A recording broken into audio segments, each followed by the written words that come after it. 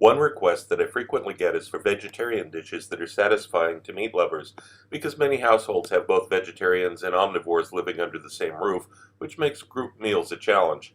Simply combining cauliflower and pasta would be very bland and not at all satisfying to someone who wants a meat dish.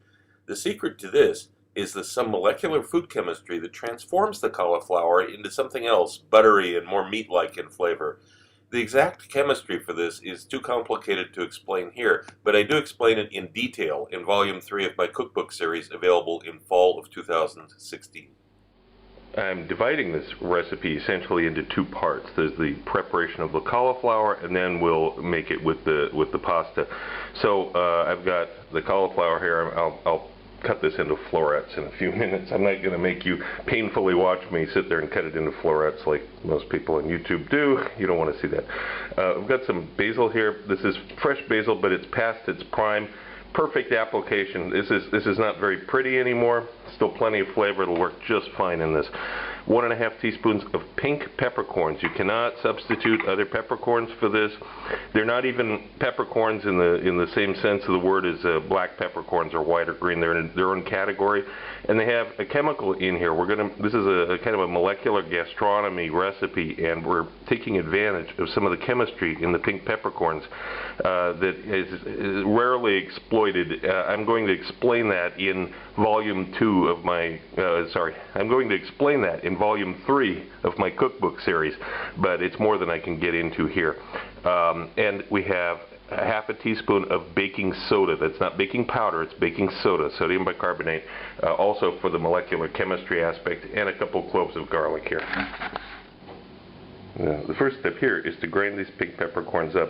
Don't add the salt first. The sequence of this is important. So, again, I'm not going to make you watch me grind these up to a powder right now, but you get the idea. Grind them well. After the ground, I'm going to add the garlic. I just coarsely chopped it, and as you can see, it's about 3 tablespoons of basil that's been cut up some. Teaspoon of coarse salt. This is going to act as an abrasive. I'm going to go back to grinding this some more. I'll show you what it looks like in a minute here. You have to really grind this together well.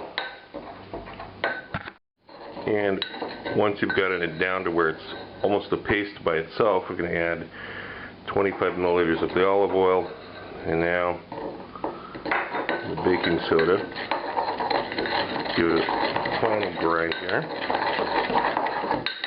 And I'm going to allow it to stand here on its own at room temperature while I cut up the cauliflower into the florets. And you want to cut the cauliflower into reasonably small pieces, about the size that would fit on a tablespoon if you were making a soup. This will shrink some, and it'll also get kind of crumbled up in the process of cooking the final dish. So don't worry that these aren't quite bite-sized. They're a little bit bigger than they would be for bite-sized, because in the final dish it'll be fine. You still want to have some nice large pieces. You just don't want to have impossibly large chunks that need to be cut with a knife. Now I'm scraping out the contents of the mortar here. Yeah. We're just going to toss to combine this. You can use your fingers too, more efficient actually. And then spread it out on, preferably on a silicone mat. You can just do it on a plain metal baking sheet, but it won't be as good. If you have the silicone mat, it'll keep it from burning on the bottom. And then this is going to get roasted in the 190 degrees Celsius oven right now.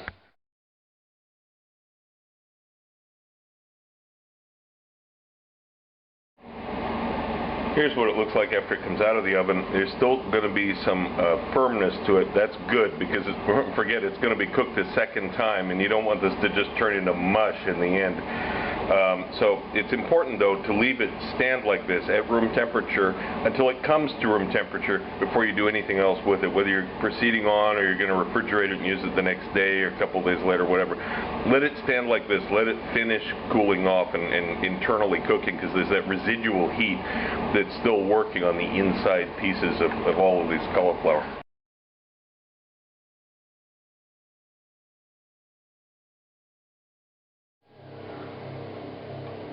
Now we're ready to continue. It's got the cauliflower that was cooked a couple of days ago and refrigerated. I've got a large onion, well, medium large onion. I'm going to peel and slice some anchovies.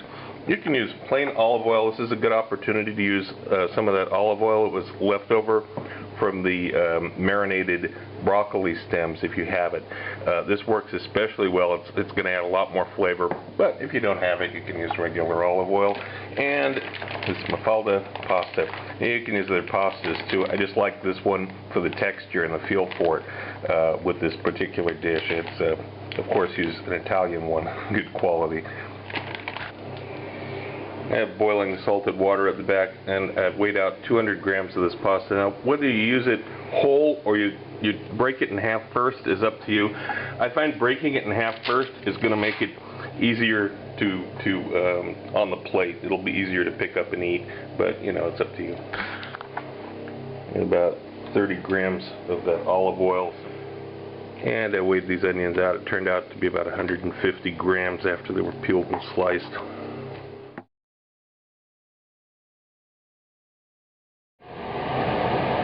When you see some browning starting to develop on the onions, now turn the heat down to 4. It was on about 7 initially. And we're going to continue cooking these slowly. Right now it's been about 10 minutes.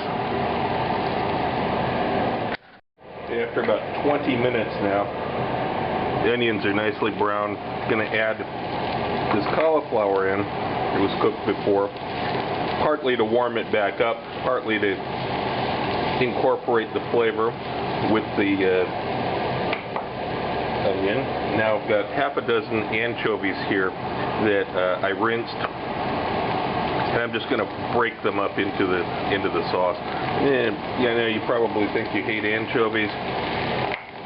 When they're broken up and they're incorporated like this, you won't taste them. They just add umami. They add a depth of flavor. Very common ingredient in Italian food. And often not even considered, it's still considered a vegetarian dish, even if it has anchovies in it. But, of course, you can leave them out. It's up to you, it's your dish. And I cook it like this for just a couple minutes, then we're going to add the pasta. Okay, it's been a couple of minutes. I'm going to add this pasta in. I have to use some tongs to mix it around.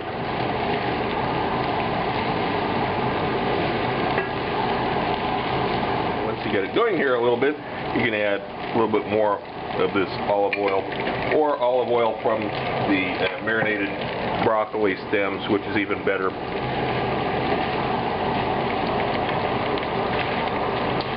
Okay, this is almost ready to finish up and plate here. Almost ready.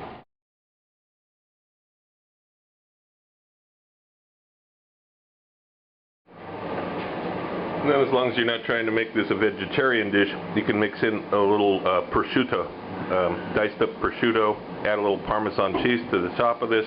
You've got a wonderful dish here.